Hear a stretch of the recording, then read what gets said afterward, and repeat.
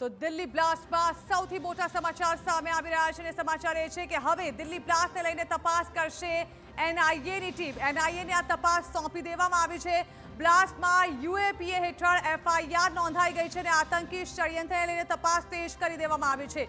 હવે આ તપાસ એનઆઈએને સોંપવામાં આવી છે. આ ઘટનાને 24 કલાકથી વધુનો સમય વીતી ગયો છે. જે શકમંદો છે તેઓની અટકાયત કરવામાં આવી રહી છે અને આખી ઘટનાની તપાસ હવે એનઆઈએ કરશે. બ્લાસ્ટમાં યુએપીએ હેઠળ એફઆઈઆર પણ નોંધી દેવામાં આવી છે. સાથે જ હવે આતંકી ષડયંત્રને લઈને તપાસ હાથ ધરવામાં આવશે.